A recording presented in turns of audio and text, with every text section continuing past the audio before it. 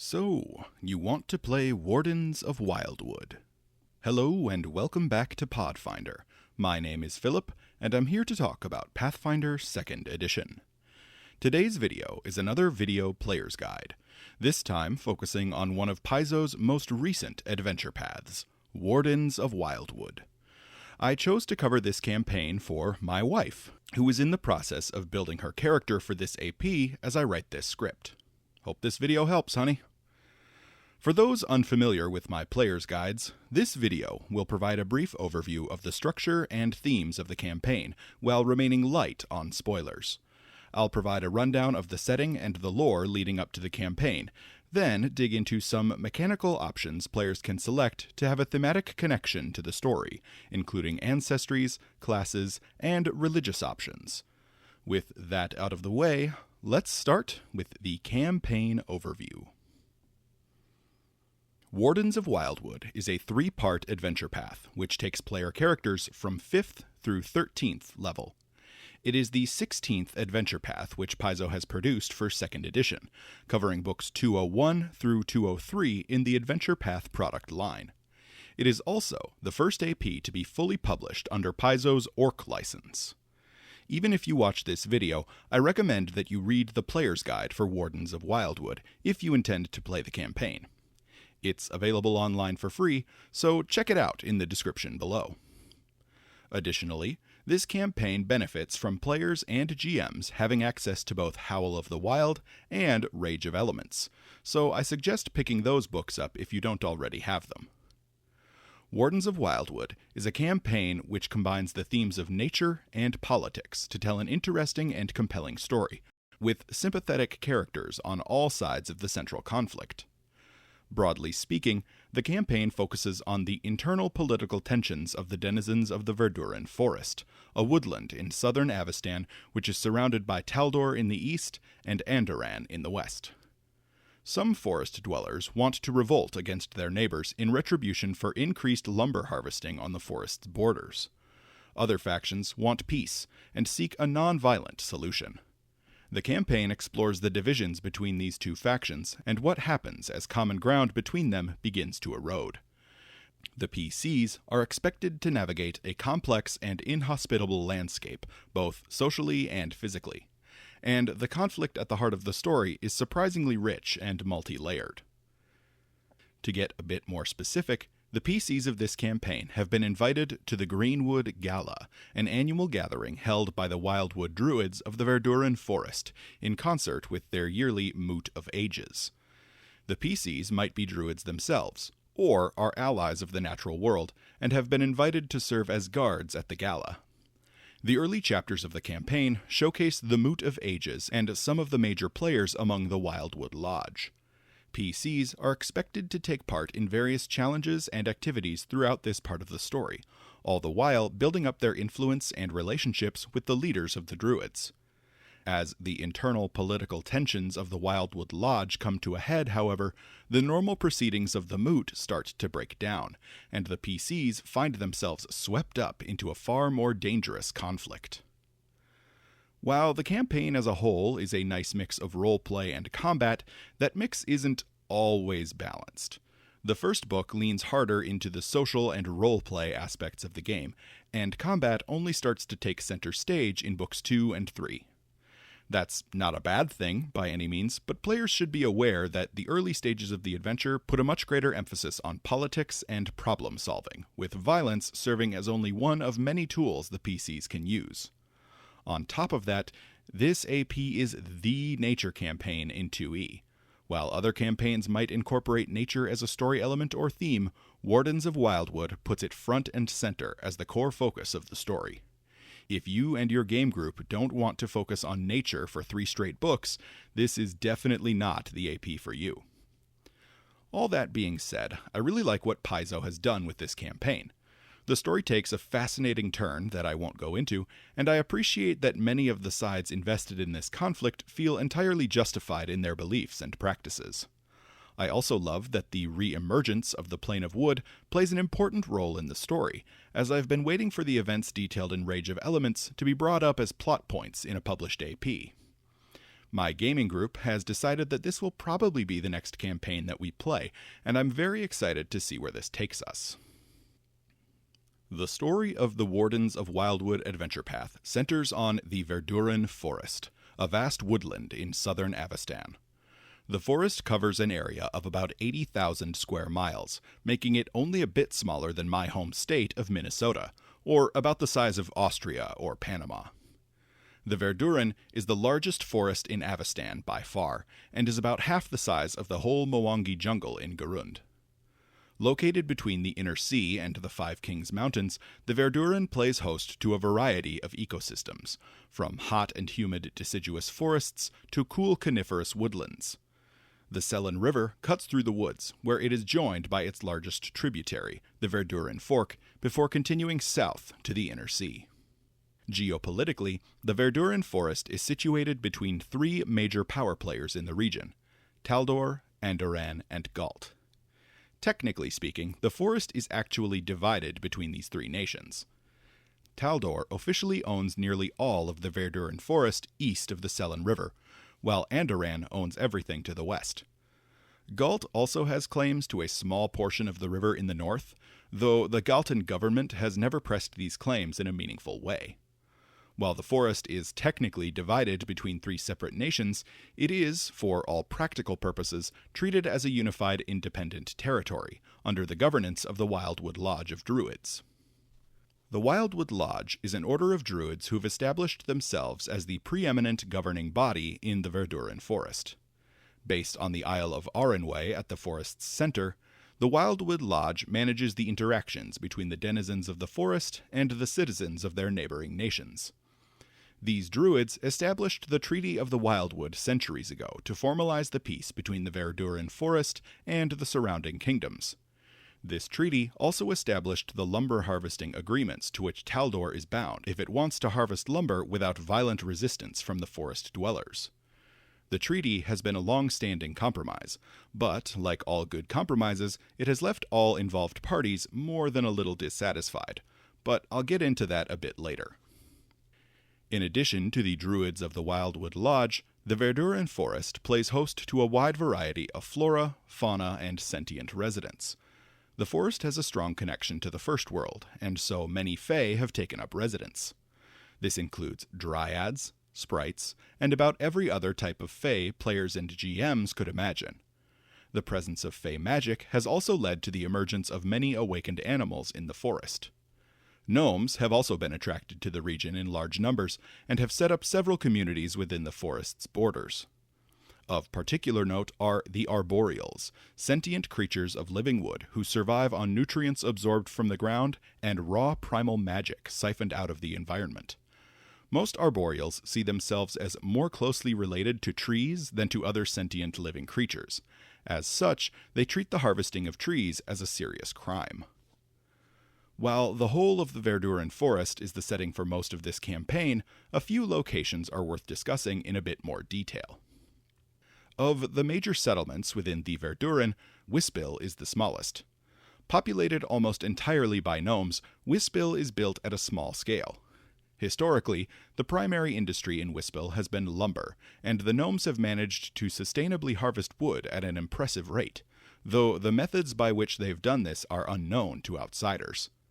The gnomes of Wispil have also recently developed a new industry: wood-based clockwork. The inventiveness and curiosity of the gnomes has led to the growth of this field, and the town is rapidly turning into a strange, micro-scale Alkenstar, albeit with a nature theme. The gnomes of Wispil also express their creativity and inventiveness through their cuisine, though their experimentation often results in meals of, at best, questionable quality. Bellis is the largest settlement in the Verduran Forest, and is primarily inhabited by humans from Andoran and their descendants. Bellis began as a logging outpost on the Selen River, and still relies on migrations of seasonal workers in the form of independent lumberjacks. These workers form a temporary tent town every year, which locals call the Pit. The Pit has always been viewed as a necessary evil by the townsfolk, but as the town has become less reliant on lumber, that view has only intensified. Bellis's main industry now is beekeeping, and the production of honey, mead, and other products is central to the town's culture. On the southern border of the Verduran forest is the Dead Grove, a large marsh which haunts the memories of many of the forest's inhabitants.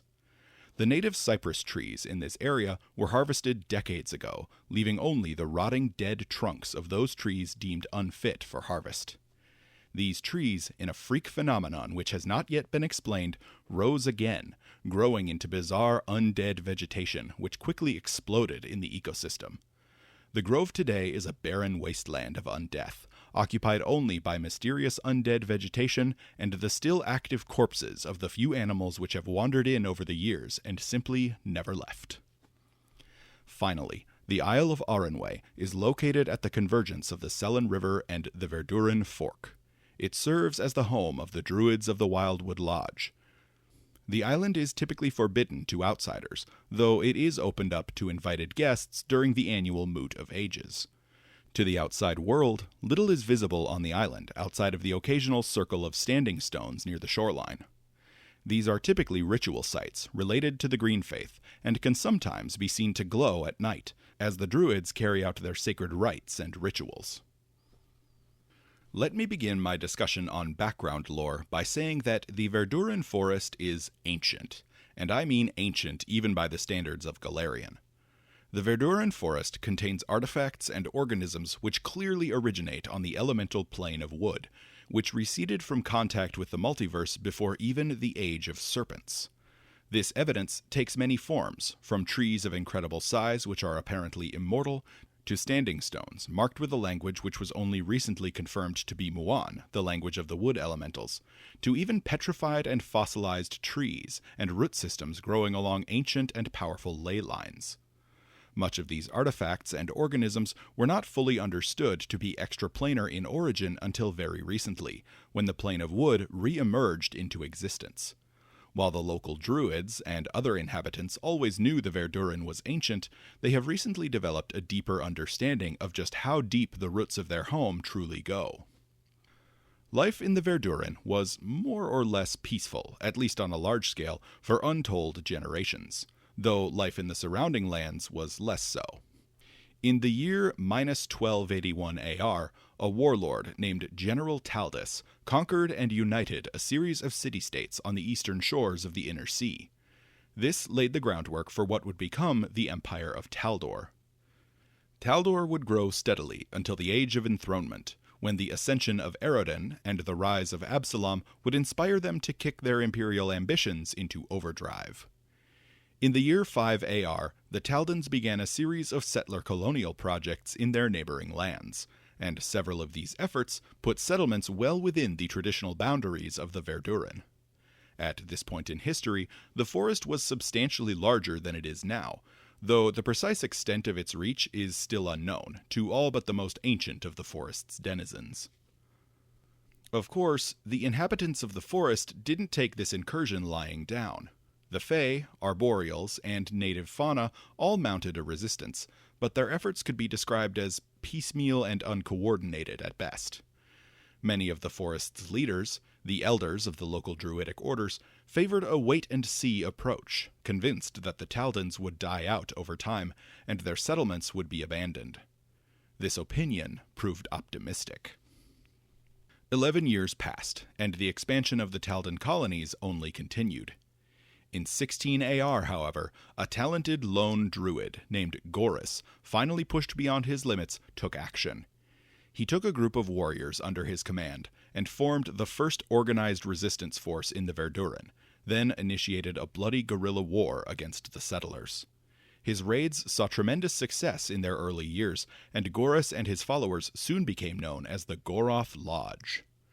The Taldans were nothing if not resilient, however, and they soon responded by reinforcing their troops in the region and bolstering their defenses. After 3 years, Gorus found himself outnumbered and outmatched, his forces having sustained casualty rates which were nothing short of catastrophic. Desperate, Gorus re-evaluated his plans. The Goroth Lodge took a more defensive strategy for the next 17 years, carefully picking their battles and biding their time. Gorus's own efforts during this time are unknown, though it is commonly accepted that he spent the years studying and experimenting with powerful primal magic. What is known is the effectiveness of the results of his work. Gorys emerged from the depths of the Verduran in 36 AR, at the head of a small army of monstrous living plants, freakish ant-planimal hybrids, and all manner of other primal creations. His counterattacks incurred serious casualties among the Taldans, and for a time, things looked good for the Goroth Lodge. But Gorys had, once again, underestimated his foes.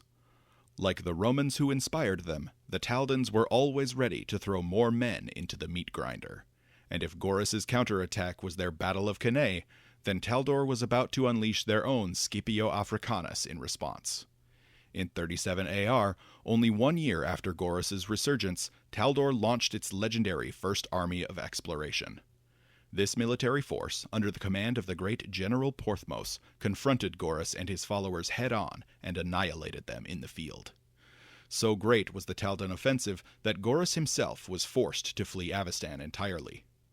He escaped to Nex, where he would continue his research into primordial primal magic, and eventually go on to create the sentient plant ancestry known today as the Gorons. Gorys would die in Nex many years later, never to return to his homeland. In the modern day, his efforts are condemned by the Wildwood Lodge, whose members refer to him as the Renegade Druid.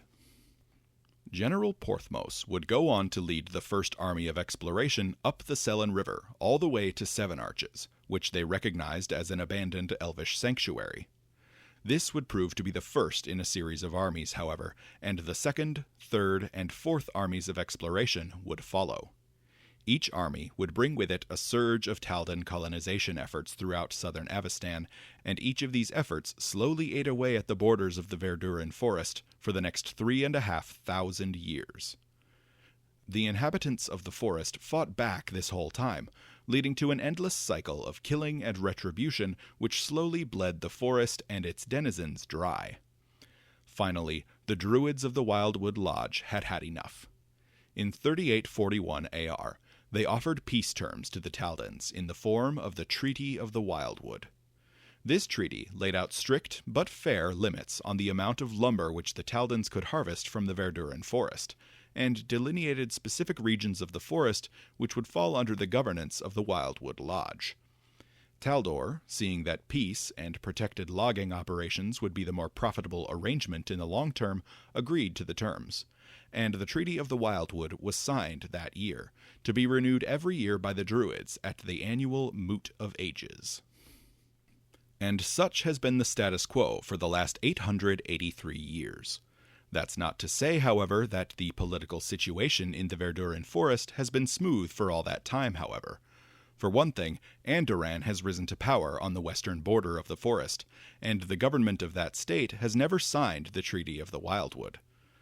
Andoran's logging operations in the region have never been sanctioned or protected by the Druids, and these operations are only growing in scale as Andoran's navy increases its size due to the increasing tensions with Cheliax. At the same time, Taldor is experiencing increased lumber demand of its own, as the succession crisis of 4718 resulted in a need for substantial building material to aid in reconstruction efforts. Princess Eutropia has enacted a series of reforms and efforts to restore the nation's greatness, but these have only increased the demand for raw materials, leading to illegal and unsanctioned timber harvesting on the edges of the Verduran. The denizens of the forest have, naturally, responded to this increased external pressure with violence. Vigilante defense groups have taken to patrolling their regions of the forest and attacking any loggers they find, be they sanctioned or unsanctioned. Of particular note are the arboreals of the Blackwood Moot. Many of the arboreals in the Verduran see the Treaty of the Wildwood as a crime against their people, and have fought against it since the day it was signed. The most extreme among these individuals, led by an arboreal sorcerer named Ocadence, eventually broke off and formed their own small army. They raid and ambush all lumber harvesters, forcing the Druids of the Wildwood Lodge to engage them in combat when necessary. Many of the Wildwood Druids are particularly disturbed by the Blackwood Moot arboreals, who regularly employ non-sapient animals as shock troops, who they sacrifice by the hundreds without a second thought. Managing all of these tensions is Valinar the Green, elected leader of the Wildwood Lodge. Valinar has served as leader for 24 years and has grown weary of the position. Despite this, he has been pressured by his compatriots to continue running for the office, and his experience and wisdom have ensured his election year after year. Valinar is, at his core, a peaceful man.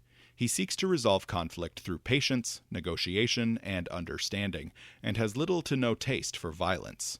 Though undeniably noble, his ideals have certainly been stretched to their limits in recent years.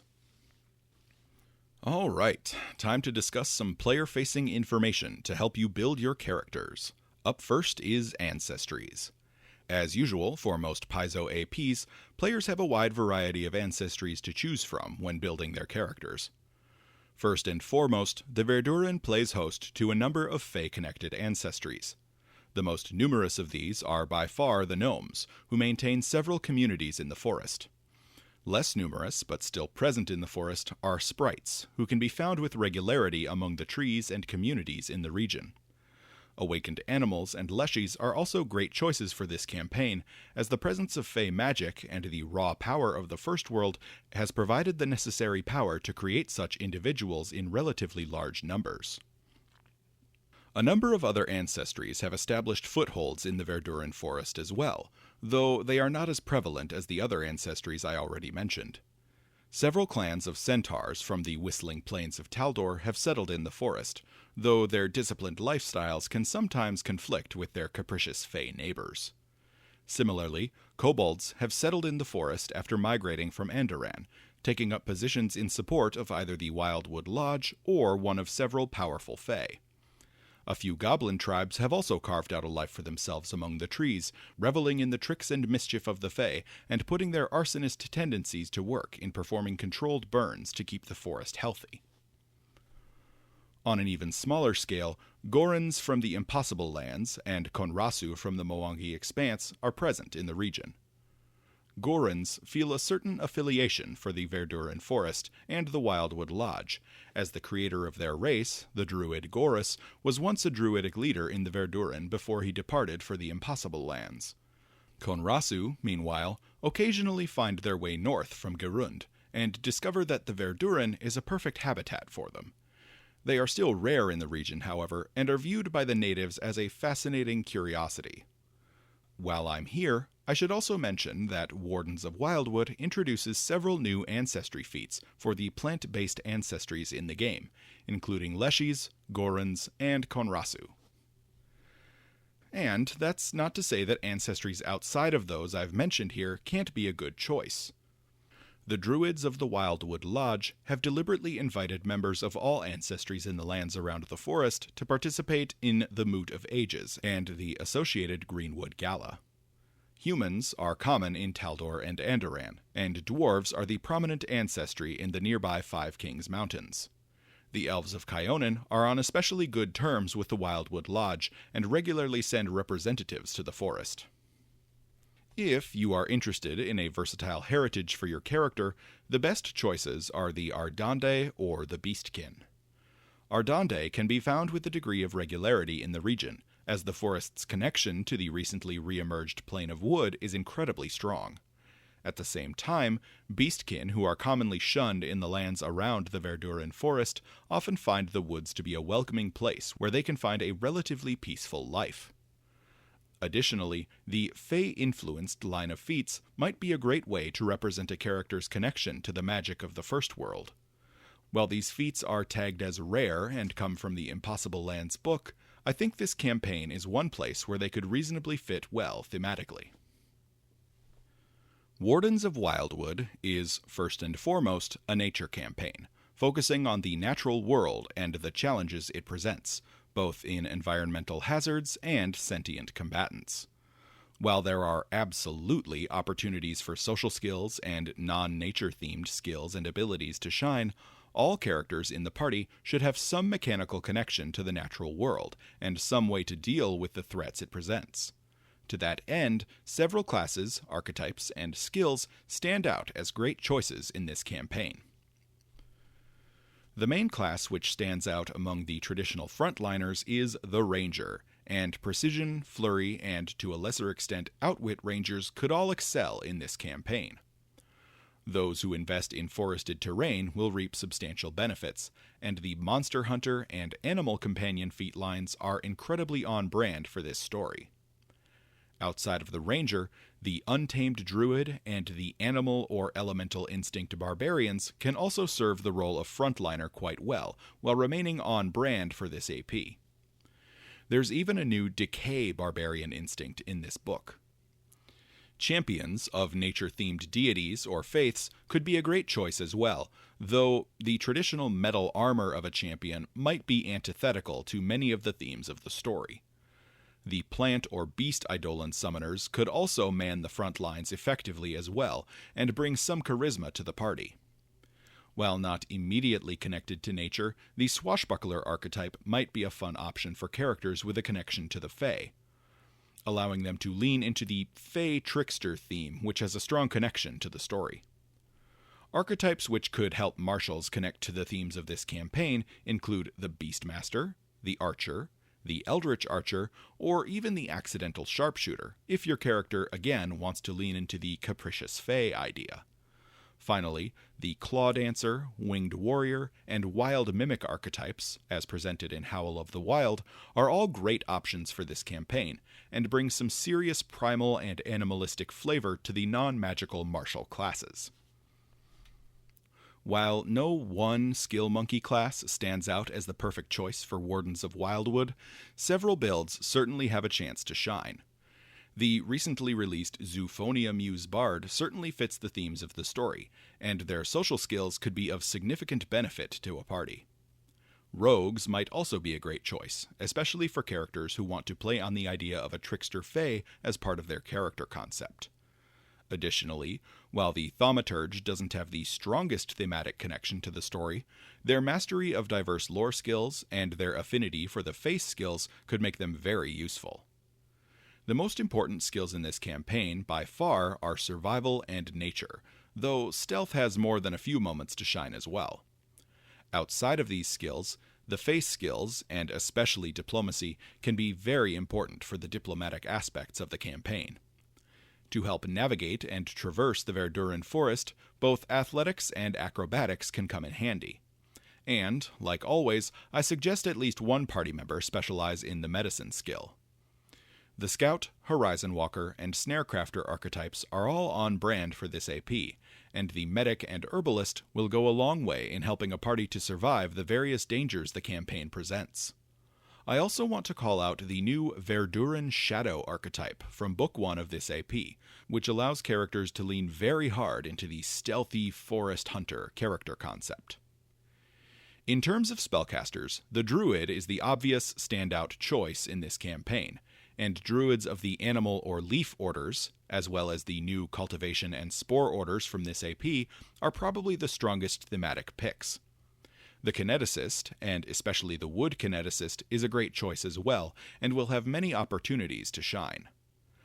Outside of these classes, witches who select one of the primal patrons can be a fantastic choice, especially if they lean into an animalistic or fae-themed familiar.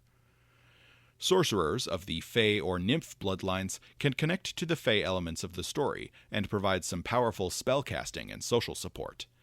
And Fae Eidolon summoners can fill a similar role as well. I am usually a huge advocate for the cleric in most campaigns, and Wardens of Wildwood is another chance for them to shine, assuming they choose an appropriate deity. And, like I mentioned earlier, the Zoophonia Muse Bard could stand out in this AP and bring some occult spellcasting to the table.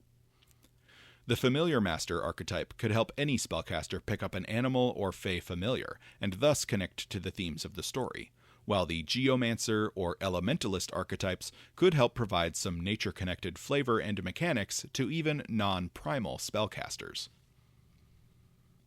When discussing religious options for this campaign, the most important faith to mention is far and away the Druidic Green Faith.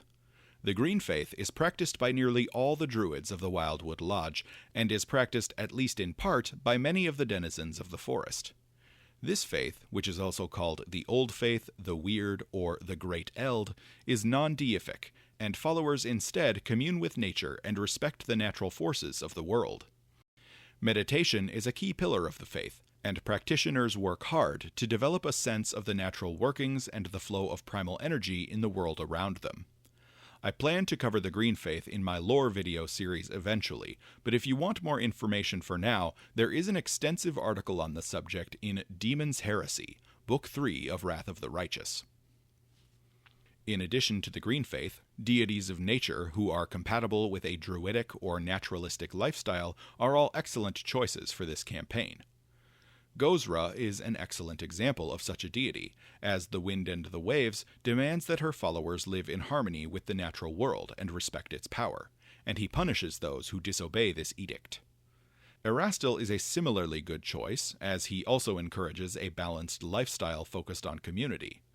That said, Erastil's emphasis on community growth sometimes puts his followers at odds with more aggressive defenders of the wild, meaning Erastilians might face some pushback from denizens of the Verduran Forest in this campaign. While they are generally less well known, both Cernunnos and Cetiphus can also both be excellent choices of deity. Cetiphus, as the elven god of hunting and forestry, is even more ecologically minded than Erastil, and his acknowledgement of the importance of freedom and self-determination over family might appeal to the more Fey-inspired culture of the Verduran Forest. Cernunnos, as a god of fertility and seasons, actively advocates for the protection of forests and animals, giving him a strong connection to the themes of the campaign. He is also a member of the Elven Pantheon and the son of Erastil, potentially giving followers of Cernunnos a connection to followers of other deities relevant to this campaign. I should also bring up the Eldest, the demigods who dominate portions of the First World. The prominence of the Fae in the Verduran Forest makes the woodlands one of the few places on Golarion where the faith of the Eldest might hold significant sway and influence. If you play a character with a strong connection to the First World, this campaign might be a good opportunity to engage in worship of the strange and enigmatic Fae demigods. That being said, I haven't identified any specific members of the Eldest who are a particularly good fit for the themes of the story. Lastly, the recently rediscovered elemental lord Verilorn has seen a resurgence of faith in the forests of Golarion, and especially in the Verduran Forest. Called the Custodian of Oak and Ash, Verilorn sees himself as an orderly gardener, and is one of the masters of the elemental plane of wood. Though his faith is still young on Golarion, and the element of wood is not especially well studied in Avestan, Verilorn and his followers are exceptionally well suited to the story. Alright, now I want to discuss the backgrounds presented to PCs for the Wardens of Wildwood adventure path. Like other APs, this campaign provides several pre-made backgrounds for PCs to connect them to the story. The 6 backgrounds for this campaign provide your characters with a connection to the Verduran Forest, and a reason for attending the Greenwood Gala on the Isle of Arrenway. The Fey Friend background represents characters who have spent a lot of time in their past in the presence of the Fey. You might have been raised by the Fey, or in a community where the Fey were commonly encountered and were a known quantity. You might even have visited the First World. The line between the Fey and the Wildwood Lodge is blurry at best, so your presence at the moot is entirely expected. The tricks of the Fey are well known to you, and rarely take you completely by surprise. In addition to being trained in deception and Fey lore, you gain the Charming Liar skill feat. The Green Faith Pilgrim background represents characters from outside the Verduran Forest, who still hold to the teachings of the Green Faith. You might be from Taldor or Andoran, but the ancient druidic ways still hold sway over your heart. The Moot of Ages represents your yearly journey to the heart of your faith, and this pilgrimage is likely a religious experience for you. In addition to being trained in nature and Green Faith lore, you gain the Natural Medicine skill feat. The Moot Guard background represents characters who are defenders of the Verduran Forest. You have maintained order in the forest through a combination of physical might and intimidation, though the specifics of the work you performed are up to you. The Wildwood Lodge has brought you on to help manage security for the Moot of Ages, and you are well aware of the growing tensions between the factions in the lodge. In addition to being trained in intimidation and warfare lore, you gain the Intimidating Glare skill feat. The Tree Friend background represents characters who live in the Verduran Forest, or a similar forest in the region.